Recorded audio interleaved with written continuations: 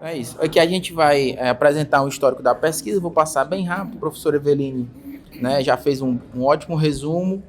Tudo isso que está aqui está descrito também em detalhes no relatório e já foi apresentado também, principalmente essas etapas de pesquisa nos produtos intermediários. Vai apresentar o perfil dos indivíduos e os principais achados com a análise final desses dados, né?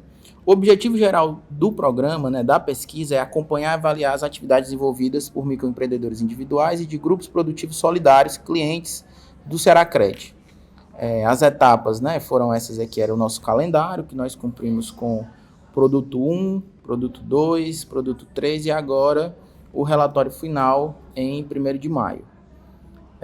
As etapas da pesquisa, né, a gente teve uma preparação do campo com reuniões iniciais de kick-off, né, planejamento de pesquisa, elaboração da metodologia e dos questionários, em parceria também com a DES revisou os questionários, apresentamos o projeto à equipe de bolsistas selecionados e dos profissionais do corpo técnico, fizemos montagem, realizando alguns testes e implementamos com a apresentação dos formulários online para os entrevistadores, né? E fizemos no início o planejamento logístico. E aqui eu queria chamar a atenção porque a primeira leva da amostra, né, de indivíduos da amostra que a gente seleciona, a gente plotou um gráfico, né, no Google Maps da região metropolitana, né, para poder o objetivo inicial era realmente ir presencialmente nesses locais, mas aí a gente identificou a predominância em áreas de risco, em locais periféricos, inclusive em bairros da cidade de Fortaleza. Por exemplo, tinha indivíduos que estavam no Meireles, tudo bem, estavam no Meireles, mas estavam lá dentro do Campo do América, né? Tinha indivíduos que estavam lá no Benfica, mas estavam numa rua sem saída,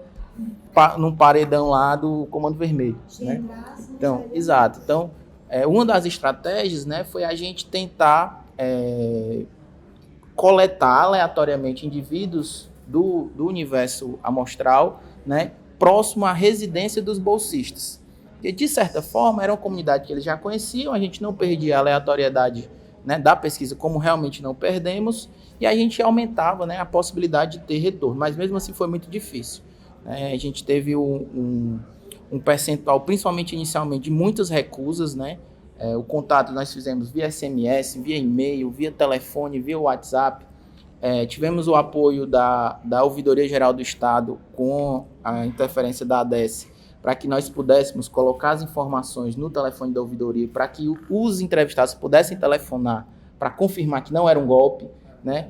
Mas mesmo assim era uma etapa a mais, né? Ele dizia, ó, ajudou, mas era uma etapa a mais, né? Então mesmo assim a gente de fato teve essa dificuldade inicial, né? Deu para identificar alguma liderança constitucional que às vezes não deixam entrar? Não. Mas a gente chegou assim ao absurdo que parece até cena de filme, de a pessoa dizer o seguinte, eu até quero responder, mas eu sou proibido pela facção de passar qualquer informação aqui da comunidade. Entendi. Né? A gente tem isso até com print, né? A gente tirou até print para poder registrar, né? Então, é esse tipo de público. É uma dificuldade, mas de certa forma reafirma o caráter resgatador do programa, né? Que é realmente esse público que o Seracred quer alcançar, né? O público que está à margem do sistema financeiro, que está à margem da sociedade, né? A gente continuou com reunião de alinhamento, né? Preparação dos entrevistadores, as atividades de coleta foram acompanhadas diariamente, a gente tinha um grupo de WhatsApp, né? Tinha mesmo os telefonemas, mesmo as visitas que não eram presenciais, né? As coletas que não eram presenciais, a gente tinha um acompanhamento diário, né? Qual foi o bolsista, o que falou, quantos respondeu, quantos negaram, se tinha alguma dificuldade, quais eram as principais perguntas do relatório. A gente chegou até um ponto de, não, vamos filtrar, sem alterar o relatório, né, ou sem alterar os formulários, quais são as questões que são chave, né, quais são as perguntas que são indispensáveis em serem respondidas, né. Na identificação dos respondentes, no formulário completo, pedia dados que já estavam no cadastro da ADES, né, nome, telefone, endereço e tal. Então a gente passou, vamos pedir pelo menos um dessas informações, que aí na etapa de análise de dados, como realmente a gente fez com a liderança do professor Leandro, a gente complementou com os dados que já estavam na ADES. Então aquele indivíduo que mora naquele endereço, eu só tinha o endereço dele, mas eu sei que é a Maria Silva dos Reis, com o CPF e tal, com a data de nascimento e tal.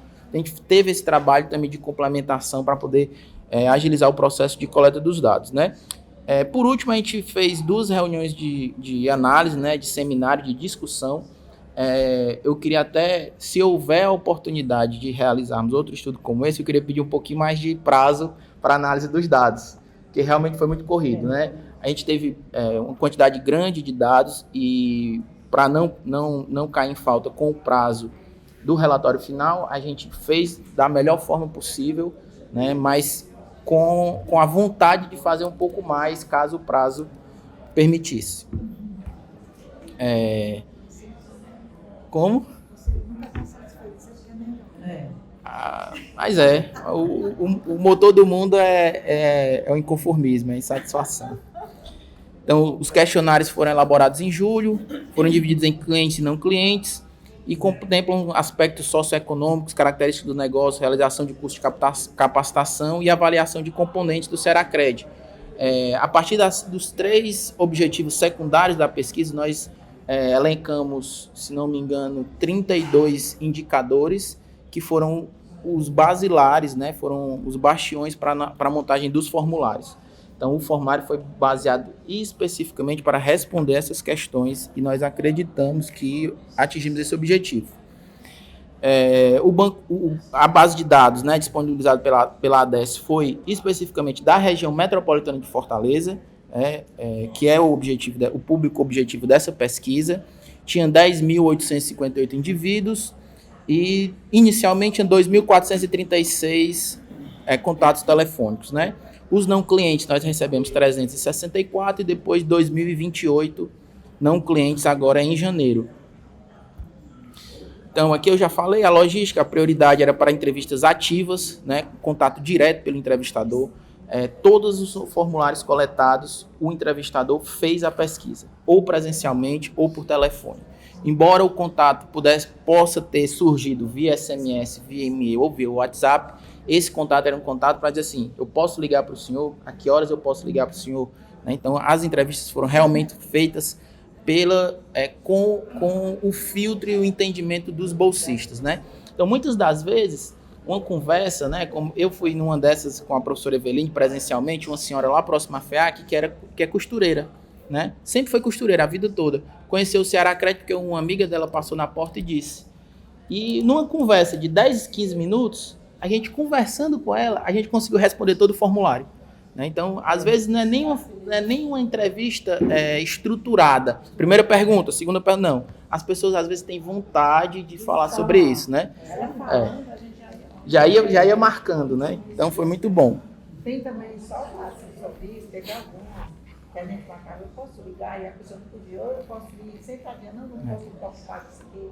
Aí eu fiz o seguinte, eu fiz no áudio, dá para você perguntar por áudio? Era. Eu acho que tem pessoas que não acham, assim, eu não tenho tempo, porque o áudio você responde quando quer. Não é num horário específico. Aí foi muito engraçado, porque eu perguntava, ela, mulher, olha, foi assim, sabe assim? Uma conversa de comadre. Mas dava pra gente sentir, mudar, bem legal. Então é isso, priorizamos as visitas presenciais nos bairros onde os pesquisadores residiam e nos bairros próximos ao UFC. Aqui o destaque a gente fez, né, como eu já falei, contato via chamada telefônica e visita presencial. Os desafios encontrados, a gente até já falou bastante aqui, né, muitos indivíduos ignoravam as tentativas de contato e os não clientes, especificamente, chegavam até a dizer assim, rapaz, quer dizer que vocês não querem me emprestar dinheiro e agora querem as minhas informações, eu não vou ajudar não. Né? Então, tinha desse tipo aí também, né? Então, mas é muito claro que o público de não clientes ele tem menos disposição a responder. E do público de clientes, o público masculino tem menos disposição a responder. Então, o público feminino ele é mais acessível. É isso.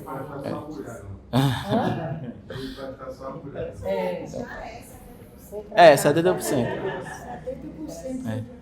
Então, na busca dos indivíduos, né, nós fizemos contato direto com 4.003 indivíduos, sendo eles 3.120 clientes, que corresponde a 28,73% do banco que nós tínhamos, né, do universo de pesquisa, e 883 não clientes, que é 36,91% do banco fornecido.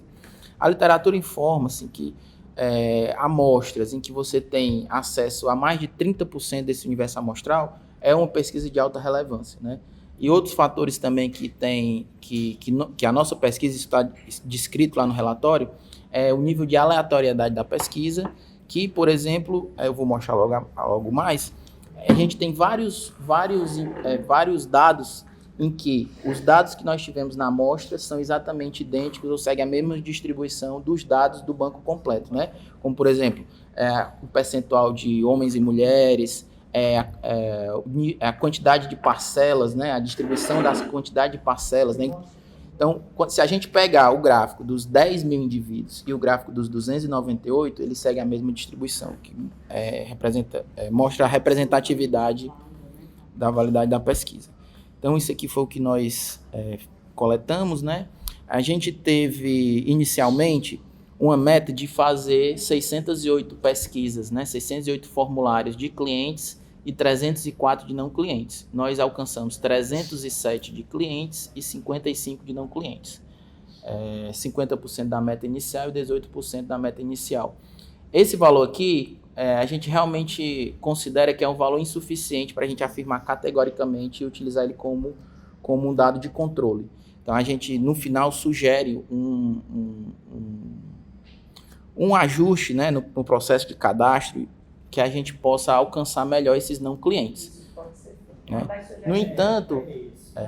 No entanto, essa insuficiência de formulários aqui, nós fizemos um ajuste metodológico e tem o histórico de cálculo, né, lá, e a única diferença é que a gente continua com 95% de confiabilidade nos dados e a margem de erro saiu de 4% para 5,7%. Né? Isso quer dizer o seguinte, se nós repetirmos essa mesma pesquisa com esse mesmo público de forma aleatória 100 vezes, em 95 vezes nós vamos ter os mesmos dados com a variação apenas de 5,7% nesses dados.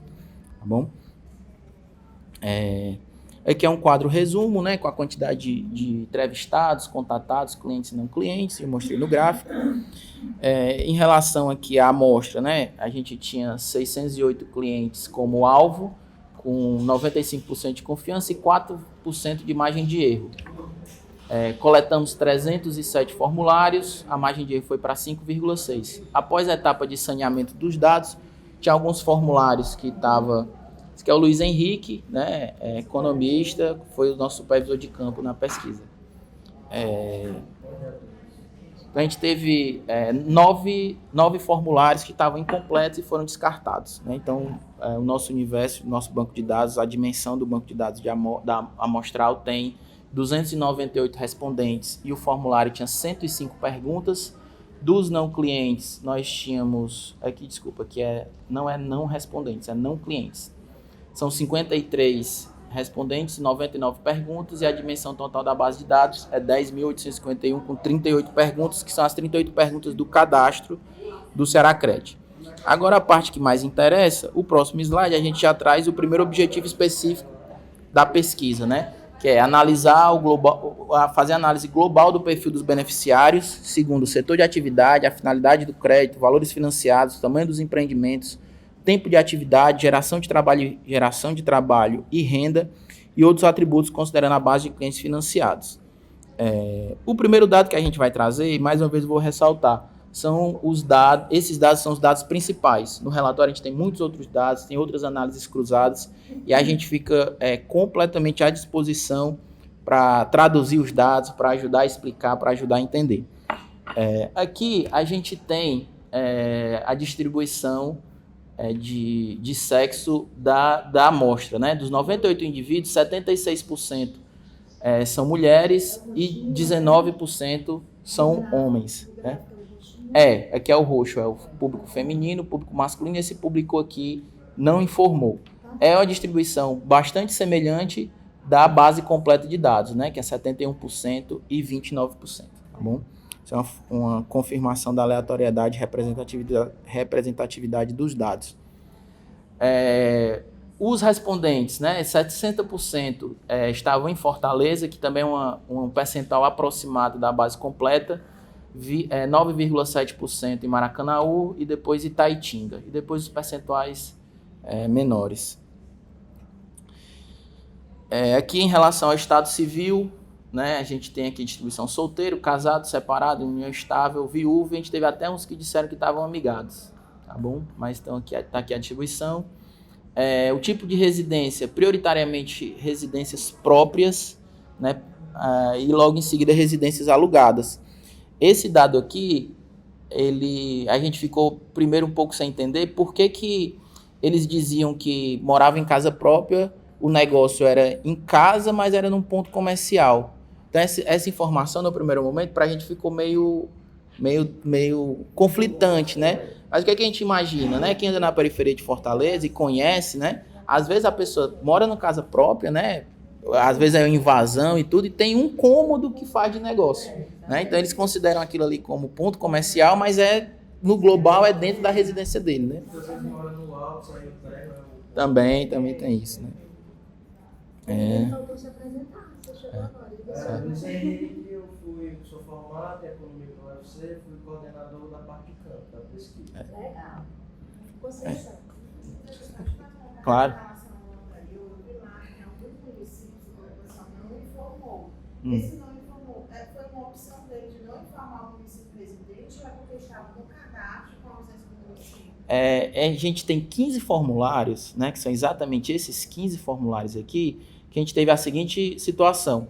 O formulário estava completo, 100% completo, com todas as respostas válidas, mas a gente não conseguiu identificar quem respondeu, né?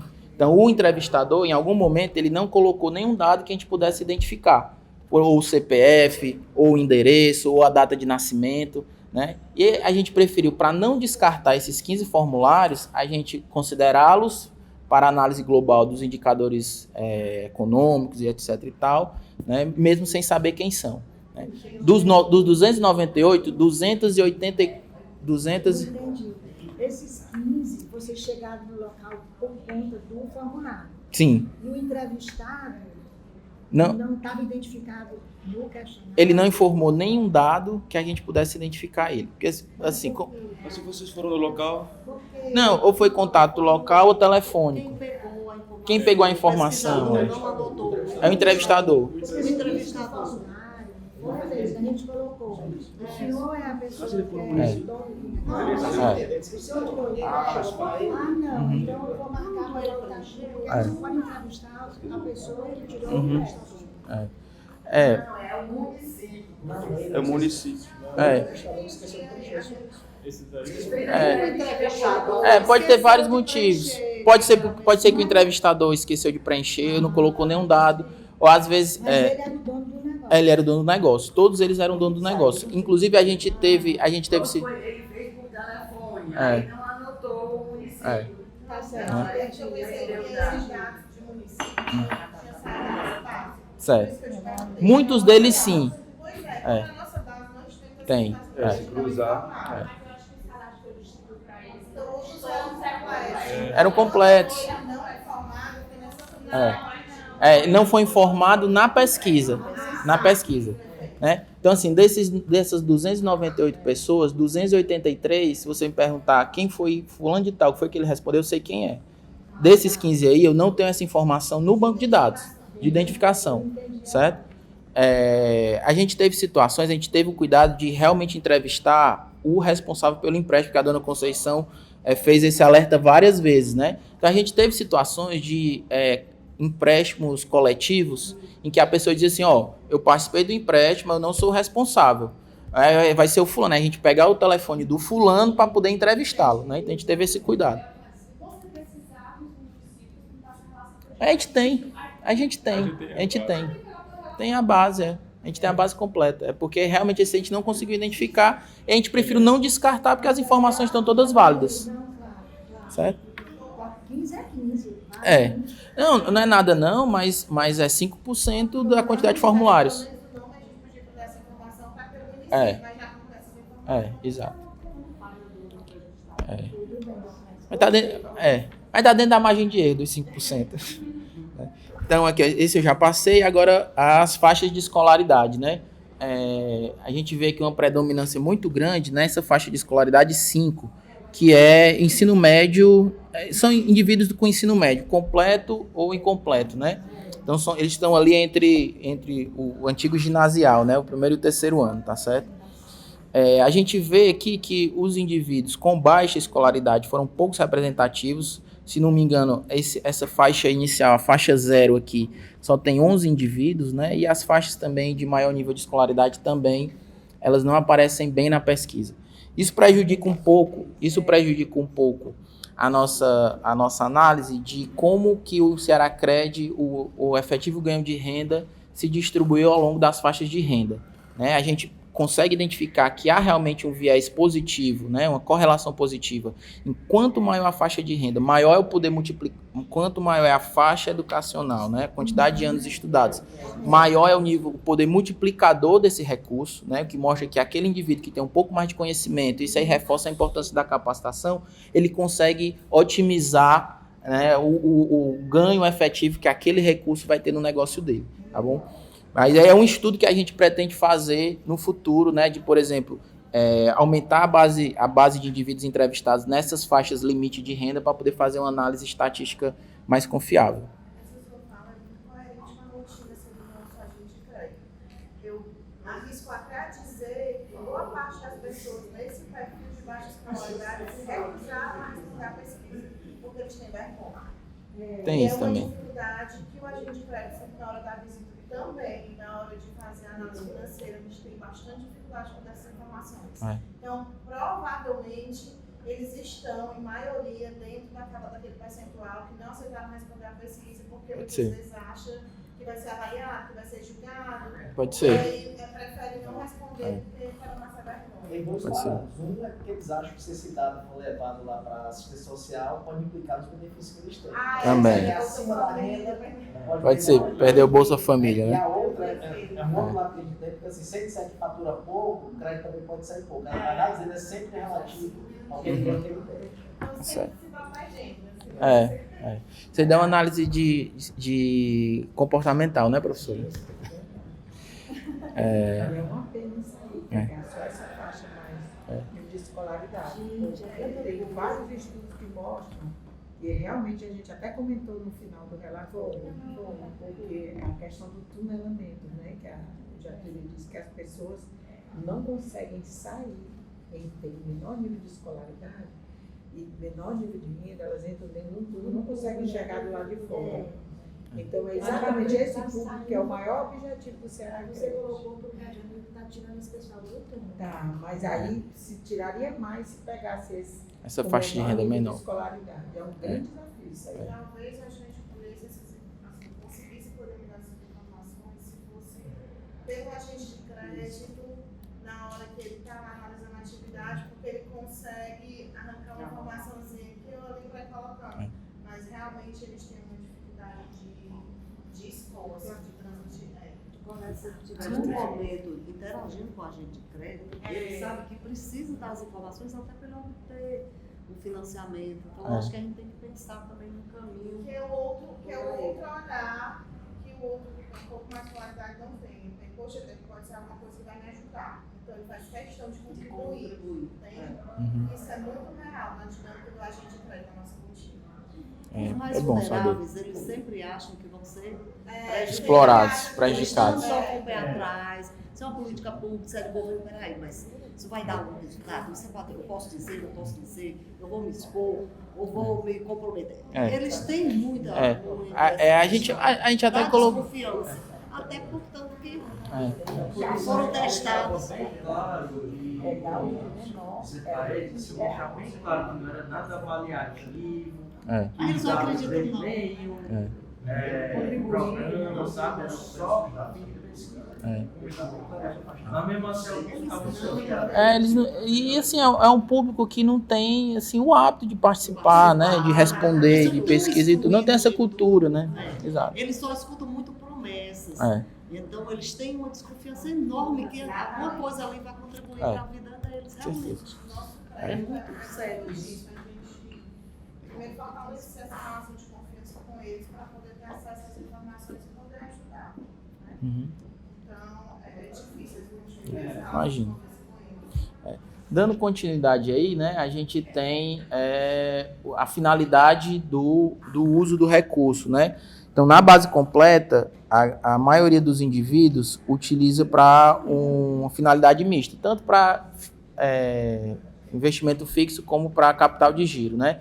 A gente conseguiu identificar também, eu acho que está demonstrado aqui um pouco mais na frente, que a grande maioria desses negócios eram negócios que já existiam, né, com mais de 5 anos, e que o período que a pesquisa foi feita, que os indivíduos que foram coletados, né, participaram do Seracred, realmente está de acordo com o objetivo do Seracred naquela época, que era manter negócios ativos durante o período de pandemia. Esses indivíduos, a maior parte deles, né, mais de 70%, investiram recurso em capital de giro, certo? Em compra de matéria-prima para poder gerar e produzir os seus produtos, né?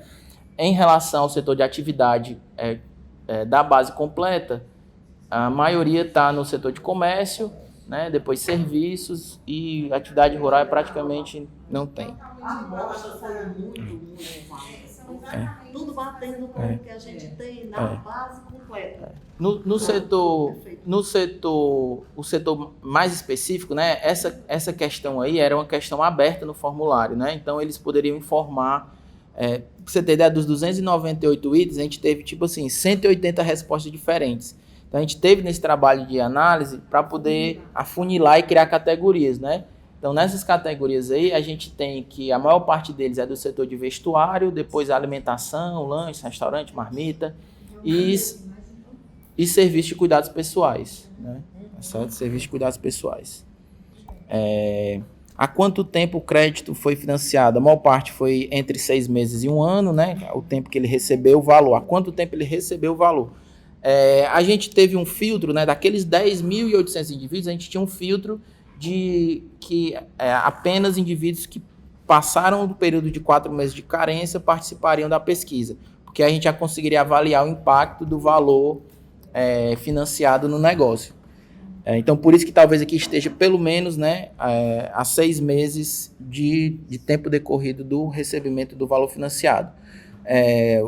Quantidade, o montante financiado, a maior parte está entre R$2.000 e R$3.000. Eu acho que não está aqui nessa apresentação, mas está no relatório final. E até tem um viés também de puxar a sardinha para eles, né? A grande maioria diz que o recurso foi insuficiente, que eles querem mais, né? Mas assim, a grande maioria também afirma que as linhas de crédito do Seracred estão de acordo com as necessidades deles. Né? Embora eles... Mas não é tão incoerente não. Eles tá de acordo com o que eu quero, só não é suficiente. Só não é suficiente. Todo mundo quer mais. É bom você pedir 5.000 e pagar só 4.500 daqui a 1 ano. É bom. Aí o que acontece? Aí 87% disseram que estão de acordo com as necessidades. Não, mas é exatamente isso que eu estou lhe falando. As linhas de crédito, elas atendem às necessidades dele, que é comprar matéria-prima, quer comprar máquina. Exato. Agora, o valor ele queria que fosse mais. É isso. Exato, é isso. Esse próximo... Aqui eu já passei. Esse próximo slide aqui... eu não vou... Não está aqui, mas está no relatório. Eu posso lhe dizer depois. Esse gráfico aqui ele é muito, muito interessante porque do lado esquerdo a gente tem o número, a gente tem a distribuição de número de parcelas dos indivíduos que foram pesquisados, né? Então a maior parte dele está aqui em 12 meses, certo? A média é 13 alguma coisa, porque tem alguns que fazem mais de 12 meses, né? E aqui é da base completa, né? Se você observar, a gente até pensa que repetiu o mesmo gráfico. Né? Mas isso aqui são 298 indivíduos e aqui são 10.851 indivíduos. Né? De comprovar que realmente a pesquisa ela é representativa, né? Ela representa o universo completo, tá bom? Esse próximo gráfico aqui, eu considero que esses 2 próximos slides, eu considero que são os 2 principais slides e as 2 principais informações da pesquisa, né? Nesse gráfico aqui, a gente tem as faixas de renda, né, que a faixa 0 não tinha renda fixa, a faixa de renda 1 era até R$1.000, a faixa de renda 2 entre 1.000 e 2.000, faixa de renda 3 de 2.000 a 3.000, a faixa de renda 4 de 3 a 4.000, faixa de renda 5 de 4.000 a 6.750, 5 salários mínimos, e a faixa de renda 6 acima de 6.650. Essa faixa aqui, 100, são indivíduos que não responderam, tá? Então a gente colocou aqui eles bem, que são poucos. O que é que esse gráfico diz pra gente? Antes do Seracred, os indivíduos eles estavam, e esses são os mesmos indivíduos, tá? Os 298 indivíduos. Eles estavam distribuídos com essa faixa de renda, né? Com essa, né? Então, é o gráfico azul, né? Depois do Seracred, né? É o gráfico laranja. Se a gente observar, o gráfico laranja ele tem uma distribuição mais variada, né? O gráfico ele está mais deitado, vamos dizer assim, tá bom? E se a gente soprar, né, da esquerda para a direita, a gente vê que esses indivíduos aqui que estavam nas faixas de renda menor, eles tiveram um crescimento de renda, né? Então as rendas menores diminuíram, que eram os gráficos azuis, e as faixas de renda maiores aumentaram, certo? A gente está realmente o qual que a gente acha de As menores rendas. Exato. Melhoraram. Como melhoraram? E o como melhoraram está aqui no próximo slide, né? A renda média dos indivíduos renda total média dos indivíduos antes do Seracred era de R$ 1.914,50 centavos. E depois do Seracred passou para R$ 2.684,50. É um incremento de 40,22% na renda média dos tomadores de empréstimo. Você pode voltar só para mim. Eu não entendi aí a diferença. Me pareceu, esses dois primeiros faixas de renda, que ele ficou com renda mais baixa depois do Seracred. Não, é que esse gráfico diz a quantidade de indivíduos que estava é a frequência aqui, né? Número de clientes que estavam na faixa 0, ele caiu de mais de 30 para 11, se não me engano aqui, né? A quantidade de indivíduos. Mas como é o mesmo número, eles foram para outras faixas. Subiram de faixa. E no relatório completo a gente tem uma tabela de dupla entrada que a gente consegue dizer quais são os indivíduos. Quais foram os indivíduos que saíram da faixa 0 para a faixa 4, né? A gente consegue identificar quais são. Consegue. A gente já fez esse cruzamento, né, professor? Quantos, né? Quantos? Quais a gente tem que ir lá buscar um por um, mas quantos? Não, a gente tem uma noção do volume, né? Do que representa isso. Ó, esse outro gráfico aqui, ele mostra mais ou menos isso, né? Esse gráfico. Ó. Eu vou mandar vamos mandar aqui no meu quadro. Está num quadro bem grande, ele está em todas as ministério não, muito a coluna. Foi lá pro Lula. Ó, sexta-feira. Aproveita. Posso fazer nada. Esse dado aqui, ele diz o seguinte, ó, a variação entre faixas de renda, né? Ele diz assim, quantas faixas de renda o indivíduo mudou de antes e depois do Seracred, quantas faixas de renda ele pulou, né? Então, 109 indivíduos permaneceram na mesma faixa de renda, independente de qual seja. 109 permaneceram na mesma faixa de renda. 119 aumentaram a faixa de renda, né? Pularam de uma faixa de renda. Ou não tinham renda e foram para 1.000, ou estavam entre 1.000 e 2.000 e foram para 2.000 e 3.000, né? Mas eles pularam positivamente uma faixa de renda. Não, a gente não consegue dizer, né? Mas a gente tem esse dado na tabela de entrada. Tem, a gente tem. A gente tem. Mas a gente tem. E aqui a negativa é o seguinte, 14 indivíduos diminuíram a faixa de renda, 2 indivíduos diminuíram 2 faixas de renda, né? A gente observa aqui que a gente tem uma predominância muito grande em indivíduos que aumentaram a faixa de renda em uma ou 2 vezes, né? Que corresponde aqui a mais de 70% dos indivíduos. Tá certo? A gente tem que 57% dos indivíduos, eles pularam uma faixa de renda. Eles aumentaram uma faixa de renda. E 93% de todos os entrevistados, eles subiram de renda. Ou mantiveram ou subiram de renda. 93%. Certo? Então, isso afirma o poder de transformação de renda para o tomador de empréstimo ou de pelo menos manutenção. Né? Eu chego na acumulação simples, lá mesmo. Certo. é que a gente tem o percentual, né, a proporção de variação positiva na faixa de renda. Na faixa de renda por nível de escolaridade, certo? Então a gente tem aqui os níveis de escolaridade, esse dado aqui é aquele dado que eu falei no começo que a gente tem que ter cuidado, porque nas faixas educacionais limite a gente tem poucos indivíduos, né? Mas nas faixas educacionais intermediárias, que estão aqui no meio do gráfico, a gente percebe que tem nitidamente uma correlação positiva em quanto mais anos de estudo, maior é a variação positiva percentual do impacto do Seracred, certo? Eu posso te mais um passo? Claro. Tu volta aquele gráfico ali que você vai ver, que ela Tá. eu queria que ela É. Vamos bater uma É. prova para ficar no Olha aí, ó. Esse gráfico aqui, são esses dois slides, é esse o seguinte, né? Eu vou repetir, eles são os dois slides, na minha visão, os mais importantes, né? Que a gente tem a frequência de indivíduos por faixa de renda, né? Aqui a gente tem sem renda fixa, de 0 a R$1.000, de 1.000 a 2.000, de 2.000 a 3.000, de 3.000 a 4.000, de 4.000 a 5.000, de 5.000 a 6.675, né? Acima de 6.675.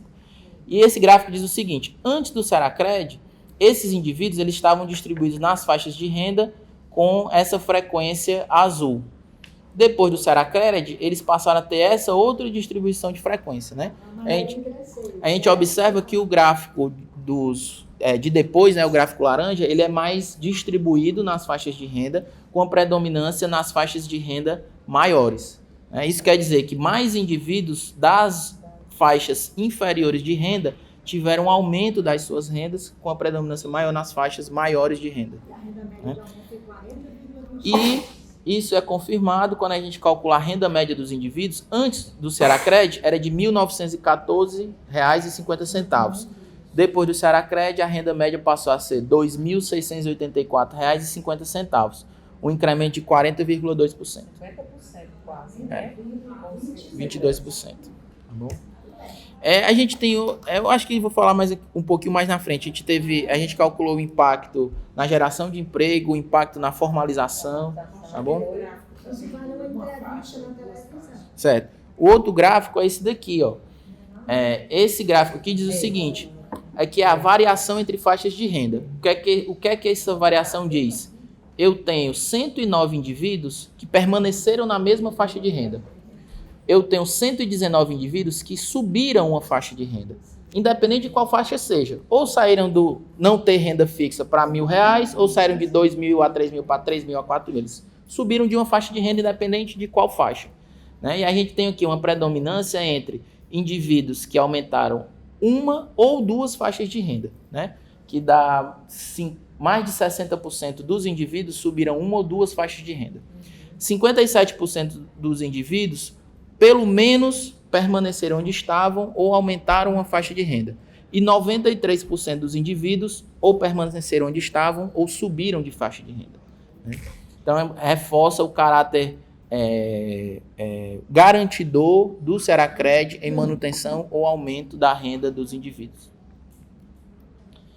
Esse gráfico aqui é a proporção de variação positiva na faixa de renda por faixa etária, né? Por nível de escolaridade, quantidade de anos de estudo. Mais uma vez, eu reforço que as faixas de escolaridade limite têm pouca representatividade porque tem poucos indivíduos, mas os anos intermediários, a gente percebe uma clara correlação positiva entre quanto mais anos de estudo, maior é o poder multiplicador desse indivíduo com o recurso que recebeu do Seracred. O objetivo específico 2, ele fala mais sobre as características do negócio, né? Tipo de venda, comercialização, geração de renda familiar, exato, o mercado, né? Então, a gente vai começar aqui por onde é o seu negócio, né? 61% é em casa, 26% em um ponto comercial, né? Mas aqui embaixo foi aquele dado que eu comentei que parecia... Esse ponto comercial muitas vezes é na própria casa, dentro da própria residência, né? Interessante aqui também, 30% dos indivíduos dizem que vendem na internet, né? Esse dado, quando a gente correlaciona isso com a quantidade de indivíduos que têm acesso à internet, que são 94%, e considerando que o custo de vender na internet é baixo do que você manter o ponto comercial, ou alugar, ou pagar energia, então é uma oportunidade que os indivíduos têm de dar vazão à sua produtividade e aumentar o alcance das suas vendas, né? Tá certo? Os ambulantes, né, estão mínimos aqui, e telemarketing muito menos, porque tem o custo e tal, tá bom? Representantes comerciais, então, nem se fala, né? São pequenos negócios. Qual a estratégia do seu negócio para enfrentar momentos de dificuldade, né? Boa parte deles não tem nenhum tipo de estratégia, né? Nenhum tipo de estratégia. Então, a gente vê que são indivíduos que realmente estão na precariedade, né? Precisam de curso, de formação, de planejamento, né? Como é que eles vão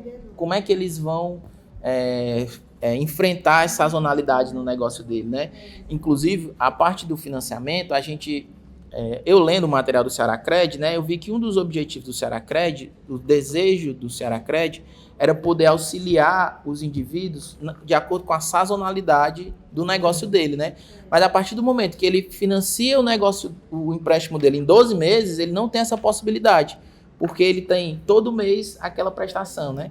Então, talvez um incentivo para que, faça um empréstimo menor naquele período que você vai precisar, no outro período que você não vai precisar desse recurso, não tome empréstimo, porque você não vai vender tanto, então você não vai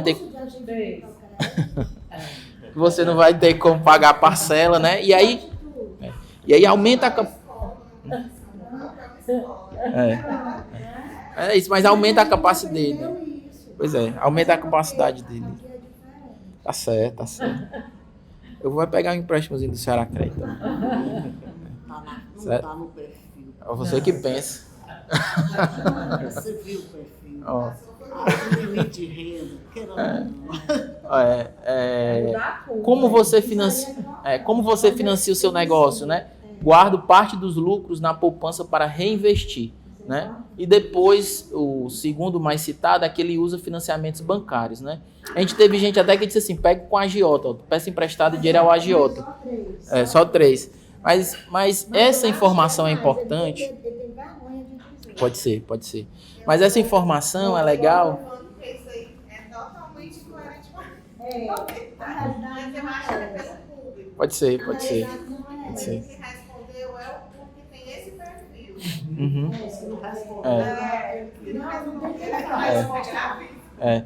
Mas assim, a gente tem outra informação, né, que não está aqui na apresentação. A gente tem um aumento no número de indivíduos que afirmaram que fazem algum tipo de poupança, né? E aí esse dado da poupança, ele se correlaciona com esse dado aí, porque os caras guardam algum dinheiro, mesmo que seja pouco, para poder reinvestir, né? Não, né? 56% eu acho. Certo. Objetivo específico 2 ainda, né? Qual era a sua ocupação antes da contratação do crédito, né? A gente vê, eu vou até ver se eu consigo aproximar aqui. Não dá não. Quando a gente olha esse dado, a gente imagina que não tem uma grande diferença, né, do antes e do depois em relação à ocupação, né? Porque 40% era informal, 47% continua informal, né? Só que o que acontece? Nas faixas inferiores, o que acontece? Os indivíduos que eram ou informais, né? Ou eram de cooperativa, ou tinham uma faixa, ou faziam bicos, esses caras aqui, eles passaram a MEI, né? Então, o número de indivíduos que são MEI, ele passou de 28% para 41%. Embora a taxa de informalidade continue a mesma, os outros tipos de ocupação passaram a se formalizar. Os caras deixaram de fazer bico e são MEI, ou saíram da cooperativa e são MEI, certo? Então, o número de MEI aumentou. O percentual de MEI aumentou de 28% para 41%. Daqui a pouco começa a inadimplência, não paga as taxas, não faz a declaração de imposto. Essa tabela aqui é exatamente uma tabela para poder a gente entender essa leitura que ao primeiro momento parece que não houve alteração, né? A gente tem aqui o indivíduo que a coluna 4, sou formal MEI, essa coluna 4 aqui, ó. Da coluna 4, 3 indivíduos, eles não tinham trabalho nem tinha renda própria, dependia de outras pessoas e passaram a ser MEI. 10 indivíduos faziam bicos e passaram a ser MEI. 11 indivíduos estavam em uma cooperativa e passaram a ser MEI. 19 indivíduos eram informais e MEI eram informais e passaram a MEI. 79 já eram MEI e continuaram MEI, certo? E dos que eram MEI, nenhum deles deixou de ser, voltou a ser agricultor ou não informou. É porque às certo? vezes eles precisam emitir nota fiscal para muito trabalho, Uhum. eles são contratados, e aí eles são obrigados a fazer isso, né? Pode ser uma das explicações, né? Deixa eu te perguntar uma coisa. Quando a gente lançou o programa, o objetivo era dar oportunidade. Quer dizer, ou quem estivesse desempregado, ou quem estivesse trabalhando em alguma coisa, Uhum. e passasse a ter seu próprio negócio. A gente chama abrir o negócio. Uhum. Ele podia até estar trabalhando, ajudando alguém, mas ele não era, ainda não tinha o seu negócio próprio. E o outro objetivo, que era o maior, é o fortalecimento, porque estava na pandemia, eles estavam tudo sem capital de giro, passaram muito tempo parado, estava fechado, estava sem liquidez. Doutora Silvana, a gente Eu não trouxe... sei se a gente consegue, o que a gente pergunta do cadastro, né? É. Foi para abrir. 11% para abertura. Essa questão a gente trouxe numa reunião intermediária que a gente teve, se não me engano, foi no terceiro produto. E foi uma preocupação que nós tivemos, porque a gente disse assim, não, peraí, só 11% abriu um novo negócio, tem alguma coisa errada. E a gente trouxe essa questão, mas o que foi que aconteceu? Esse público que foi alvo da pesquisa é um público que recebeu o empréstimo durante ou logo após a pandemia, né? Então, especificamente nesse período, o Cearacred estava priorizando indivíduos que já tinham negócio, para que eles não fechassem, né? Então isso foi demonstrado nos resultados amostrais também. Apenas 11% abriram um novo negócio. Eles iam fechar, porque não tinha matéria-prima, não tinha... Em compensação, mais de 90%... 11%. Quem chega primeiro na demanda é quem está rodando.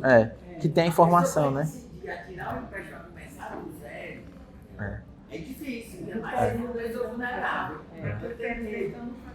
Por isso que a gente está tentando agora um produto que é o grupo solidário, guarda certo, que eles podem abrir um negócio. E aí você dá a oportunidade que haja o empreendedorismo solidário. Aí, alguma coisa para a gente começar. Essa nova linha, a gente tem que estimular, sabe? E tem que promover mais, não é a demanda espontânea. A demanda espontânea que vem É de gente que já está no mercado. sabe que vendeu, já parou um período e não tem o capital de jeito para rodar. E aí eles têm que guardar isso.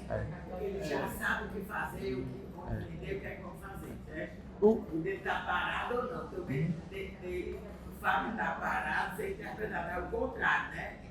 O número de abertura foi menor. Foi só de 11%. A gente tem também um dado de que 73% dos negócios, que é 73% dos negócios tem mais de 5 anos de atividade. Né? E 95% dos negócios não fecharam. Né? Então 95% dos negócios não fecharam. Eles continuam abertos depois do Cearacred. É quase a totalidade. Né? Quase a totalidade. Porque assim, quando a gente trabalha com emprego, né? Então, a gente não pode olhar só porque esse o governo no emprego formal, o CAGED, né? Tantos mil, carteira assinada, então há tantos mil.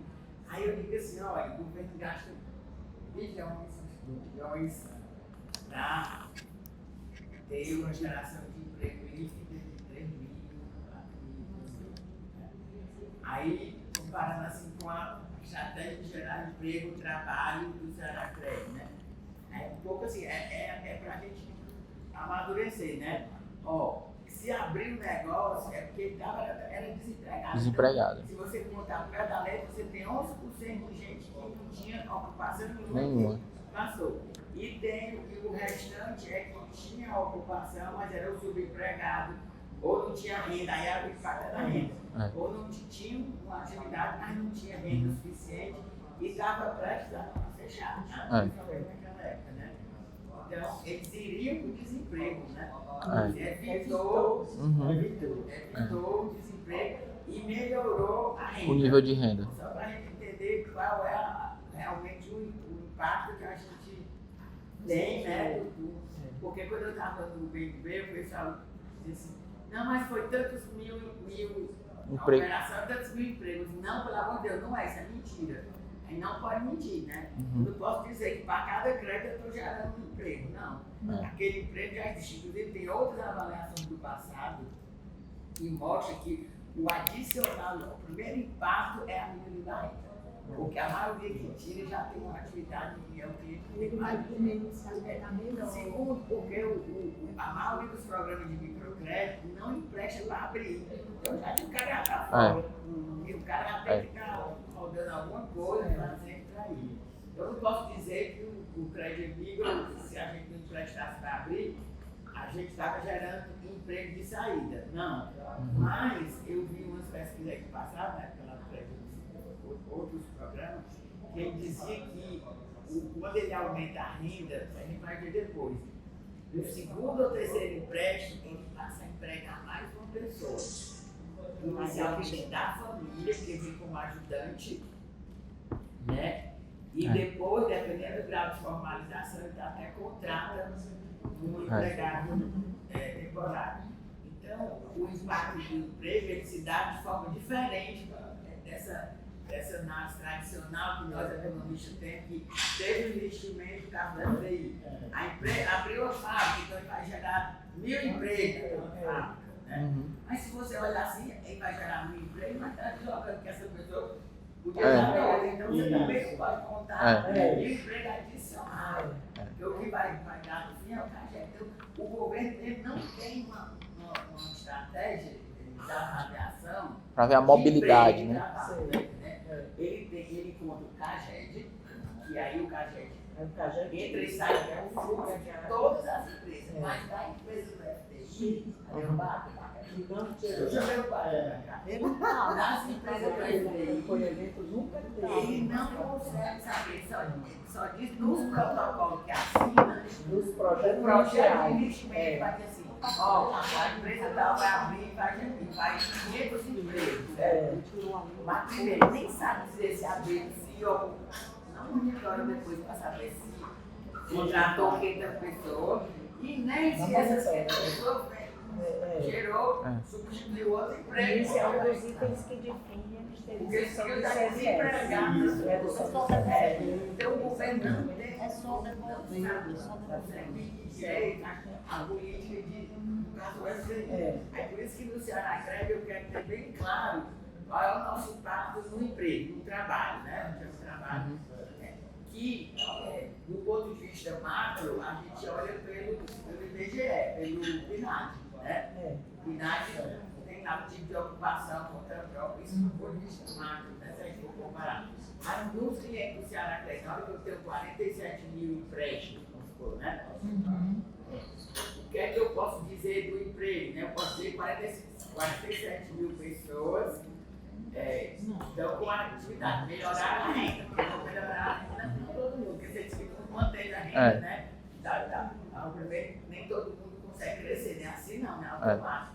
Às vezes ele consegue sobreviver, ou a renda estava caindo já e ele conseguiu segurar a renda. Mas a gente sabe que tem um impacto imediato, isso quer dizer, o impacto imediato é uma expectativa de aumento de renda. Não do emprego. Só é do emprego se for a abertura de negócio. Concordo. Agora, depois, ao longo do tempo, foi fazer uma análise maior. Até porque ele pode contratar.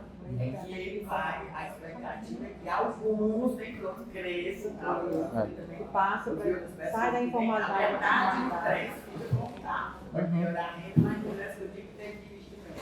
Passar a investir mais a contratar outra pessoa. Mas uma parte passa a contratar. Então, o fortalecimento do setor microempresarial como um todo, estou falando aqui do impacto do emprego, eu estava comparando com o FDI, que o Estado também tem dificuldade. Exatamente. Porque a gente tem a CAGED de maneira geral, mas as empresas incentivadas, está lá a promessa de empregar tanto na hora do investimento. Mas esse tanto, uma coisa é saber se fez, que agora vai ser perguntado, né, tá? E a outra coisa muitas vezes esse emprego ele é deslocado de outras empresas. Terceirizado, exatamente. Não é ganho líquido, né? Não é um ganho líquido de emprego, né? Não é terceirização, né? O Porque trabalho a é empresa pesado, dá, a empresa vai contratar, eu falo da acabei. Porque o setor calçadista faz isso. Aí o cara está dizendo que a gente, o Estado, a gente tem que amadurecer mais as políticas, como medir a questão do trabalho, da renda, as políticas públicas, porque às vezes a gente tem a tendência de ser ciclista, né? Ah, eu não tenho dinheiro, eu tenho emprego. Não. Quando você vai olhar a base do Canivete ou do Enad, você tem a composição do emprego, não o produto. É impressionante que o Ceará continua com não sei quantos milhões de informais, não sei quantos contra prova, não sei o quê, entendeu? Aí agora, com a Secretaria do Trabalho nova, o Flávio disse que vai mergulhar mais nas pesquisas de trabalho, né? Aí, viu, pessoal, se prepare. Inclusive o Vladson é meu amigo, conheci ele há muitos anos. Vamos trabalhar com o Vladson também, que ele é meu amigo há muitos anos. Mas não é só aqui não. Eu vi uma entrevista de um economista que ele disse que o Brasil ele não faz avaliação de impacto dos recursos que ele coloca, quando ele planeja colocar tanto na questão de investimento, né, na escola, ele não faz a avaliação. Porque a rigor, se eu extrapolar para o total de 47 mil, se 11% foi para abril, eu tenho aí 4.800 pessoas, novos negócios. E tenho 40 e tantos mil, aí tem a história da renda, tá entendendo? Tantos que não aumentaram a renda, só mantiveram, e tantos que aumentaram a renda. Então são dois impactos diferentes.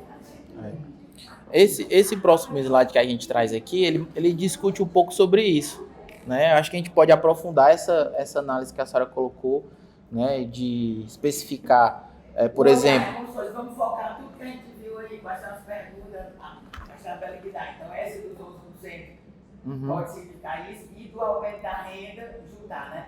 E do aumentar a renda, tantos mantiveram a renda ou baixaram. Não tá dando, tem que ser aqui. E tantos aumentaram a renda. Certo, a gente vai se aprofundar nisso. Trabalho e renda. Nesse slide aqui, a gente fez uma estimativa, né? Esse slide ele pergunta o seguinte, ó, antes do seu negócio, quantos funcionários pagos você tinha? Né? Não é especificamente a geração de emprego formal, mas quantos funcionários pagos você tinha? Ocupação, né? Porque às vezes o cara são 3 pessoas no negócio, mas é um filho e um cunhado que não tem ali o dinheiro, não. É só para poder ter a casa, o alimento e tal. Então a gente fez essa pergunta, né? Quantos funcionários pagos antes e quantos funcionários pagos depois? Se a gente olhar esses dados aqui, você bate o olho e diz, não teve diferença não. Era 44% e 47 para 44, 32 para 30, né? Então não tem. Aí a gente fez um indicador que é a quantidade média de funcionários pagos por negócio, certo? Antes e depois. E aí quando a gente faz esse indicador, a gente encontra que houve um impacto de 16% na quantidade de funcionários pagos. Quantidade de pessoas que têm alguma renda, que tem origem... Serve para analisar a questão do emprego, porque na hora que tem a origem do negócio. Eles já estão começando a Exato. pagar. Né? Um ajudante, mesmo que não formal. Aí a gente fez Não forçou não. A gente tem a base de cálculo.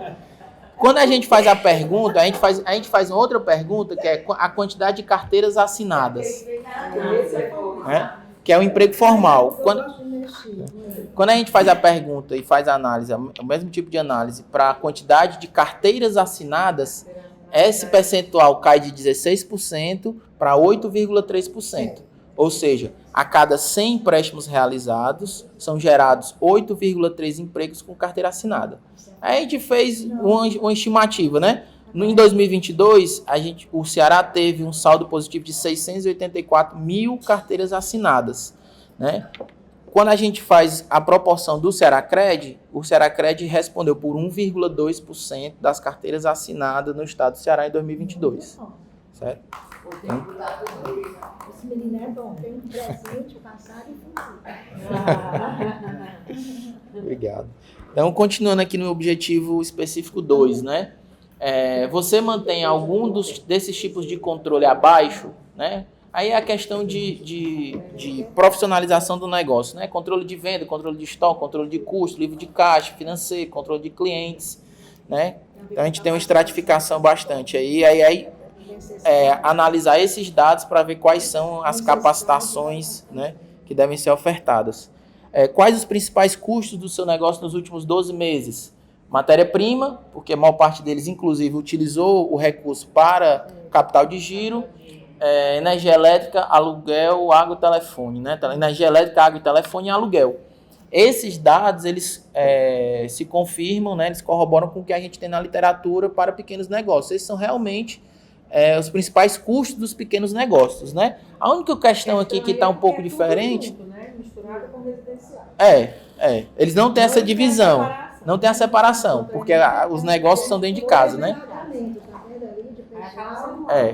A única coisa que realmente destoa da literatura, né, é esse item aqui, taxas, encargos e impostos, né? Eu não sei se é porque na literatura que tem sobre isso é uma literatura internacional, né? E aqui a gente tem um nível de informalidade e de sonegação fiscal gigantesca, né?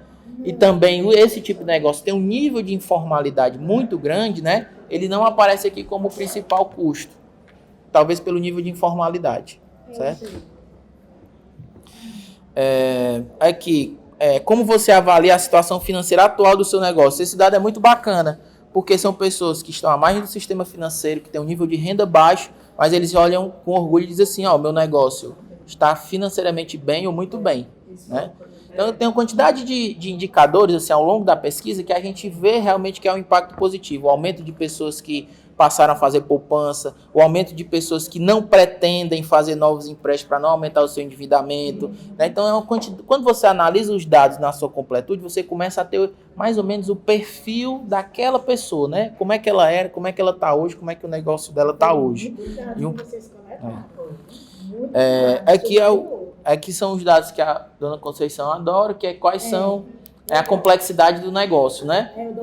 53% dos negócios são de acumulação simples, né? 21% de subsistência e apenas 19% de acumulação ampliada, né? Que tem um nível de 6,7 tem um que não foi identificado pela falta de clareza. Falta de clareza, ele não conseguiu, né? Porque esse dado aqui ele é informado pelo pesquisador, né? É o pesquisador, é a percepção do pesquisador. Mas eu achei muito legal, porque 74%, gente, é o nosso público. Eu amei, isso vale outro quadro. Outra forma. A gente está se aproximando aqui já do final, é o terceiro objetivo específico, né? Que é em relação à satisfação geral do cliente em relação ao Cearacred, né? Ao processo de cadastro, ao alinhamento das linhas de crédito às necessidades do negócio, comparação com outros programas de crédito, né? Assim, em linhas gerais, a gente pode afirmar categoricamente que os clientes estão muito satisfeitos com o programa. Tanto as linhas de crédito são alinhadas com as necessidades deles, embora eles digam que queiram mais dinheiro, né? Esse dado aí, eles não são divergentes, eles não são conflitantes, são complementares. Ele diz o seguinte, as linhas de crédito do Cearacred, eles estão de acordo com as minhas necessidades, mas eu queria mais dinheiro. É isso, certo? Então vamos passando aqui, se você conhece outras instituições financeiras, como você compara o Cearacred, né? Melhor, né? 67% melhor. Se a gente pegar aqui igual ou melhor, já vai dar mais de quase 80%, tá certo? Você considera que os tipos de empréstimo do Cearacred estão de acordo com as suas necessidades? 87% afirma que sim. Você está satisfeito com o apoio do agente de crédito? 57% afirma que está totalmente satisfeito e 89% que está satisfeito ou totalmente satisfeito. Você está satisfeito com o Cearacred em termos gerais? 86% está satisfeito ou totalmente satisfeito. Como você avalia o processo de contratação do Cearacred? Todo mundo, a maior parte fez sozinho, não teve nenhuma dificuldade com o aplicativo, foi tudo, né, tranquilo. Como você avalia o tempo de liberação dos recursos? Rápido ou muito rápido? Né, dá 81%. tem. Mas aí se for atender, porque assim, tem 40 mil na fila. Eu estou preocupado com isso, porque nós vimos com o diretor. Claro que desses cadastros a gente vai fazer uma limpeza aí. Muita gente já desistiu, ou então no começo, ou pensa que é auxílio, né? Mas a gente vai ter que dar alguma satisfação. Se a gente não tem recurso para atender todo mundo, para não ter esse desgaste. De ter que esperar. De não dar meu retorno. É questão de não dar o retorno. Inclusive, eles negaram. Eles dizem isso. Mas eu me na fila, vários. Tem que dizer. Tem que ter esse feedback. Exatamente, porque eles registraram isso, viu? Porque eu acho que a gente vai ter que pensar porque esse de satisfação tá bom, porque eles tiraram.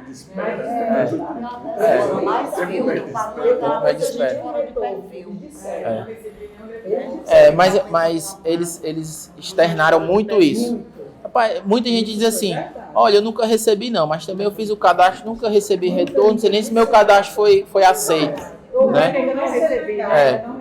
Não receber nada, nem informação, certo? Outra informação, outro momento também que eles relataram dificuldade de informação foi com a mudança do sistema de boletos no final do ano.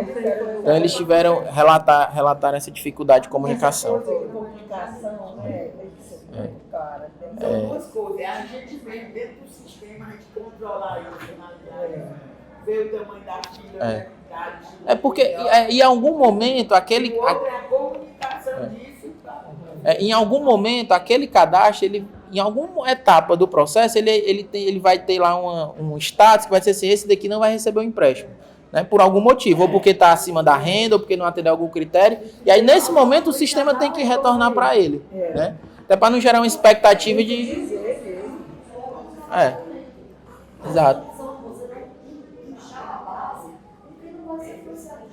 E dar um retorno aos que saíram da base de clientes, né, que não foram aprovados. Também. Então, sobre a necessidade de capacitação, eles ficaram bem divididos, né? Metade diz que precisa de capacitação e metade afirma que não precisa de capacitação. Né? Aí é uma questão que a gente tem que analisar, porque às vezes a pessoa não acha, ela diz, não, eu não preciso, né? Eu não preciso, eu sei fazer, né? Então é uma questão que precisa ser analisada. Qual tipo de qual tipo de capacitação? Tá bem pertinho já, estamos acabando, faltam 6 slides. Qual tipo de capacitação você considera que o seu negócio precisa? 60, aqui não está em percentual porque era de múltipla escolha, né? Então tem um percentual, professor Lee? Tá aqui do lado, mas assim, soma mais do que 298 porque era de múltipla escolha. Então algumas pessoas responderam mais de um, certo? Gestão financeira, 20%, marketing digital, 17%, não responderam 14%, até porque metade disse que não precisa, né? Empreendedorismo, 3%, né? Vendas online já vem logo ali depois, né? Então, gestão financeira, marketing digital tá na frente.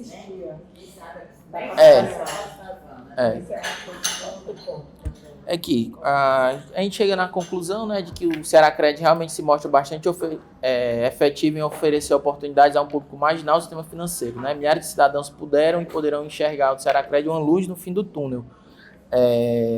No livro A Escassez, né, uma nova forma de pensar a falta de recursos, ele diz que o contexto da escassez leva a comportamentos que tornam as pessoas míopes, né, como se elas estivessem num túnel sem perspectiva, né? E aí o Cearacred ele se mostra como uma oportunidade de sair desse túnel, né? É a luz lá no final daquele túnel, tá certo? Certo? Os resultados aqui apresentados, né?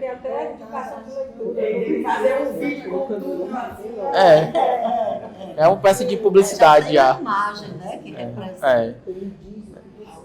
Então, os resultados apresentados evidenciam que o programa Cearacred oferece uma opção de decisão e ponderamento, em particular para as mulheres, que são as beneficiárias do empréstimo em sua maioria. Né? Esse tipo de interferência governamental permite a melhoria do bem-estar do cidadão individual, da família e do contexto onde está inserido. Diferentemente de outras linhas de crédito que endividam e por isso aprisionam, né? embora não sejam atrativos porque corrigem dívidas de curto prazo, o Cearacred liberta e abre horizontes agora e no longo prazo.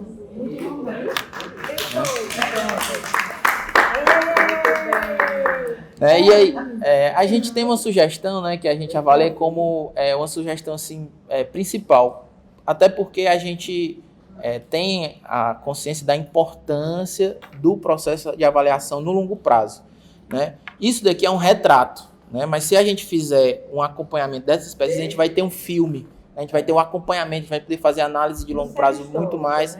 E assim, e vai... A base de dados, à medida que vai renovando, já vai ser informação de avaliação. E tem uma questão também cultural no Brasil, que é a gente vai poder contribuir com um programa público de longo prazo, e não um programa de gestão. Né? Então, para a nossa própria população, para poder... O próximo gestor que vier, ele vê, ó, esse programa tem um processo avaliativo, esse processo é positivo, tem resultado, está dando resultado, vamos dar continuidade. Né? É uma política pública permanente, não de gestão. E não de gestão. Né? Então, a nossa sugestão é o seguinte, ó, que, que a pesquisa, tanto da entrada quanto na saída do programa, no fluxograma desse momento, né, do cara, na hora de fazer o cadastro, ele já faça a informação de um formulário de pesquisa. Ah, mas é um processo mais complicado, tal, não sei o quê. Mas principalmente na hora que o cara quer fazer, ele vai fazer a pesquisa, né? Tá certo? Então, eu faço o Enem todo ano ainda, né? Então, na hora de fazer o Enem, toda vida eu tenho o que eu gosto.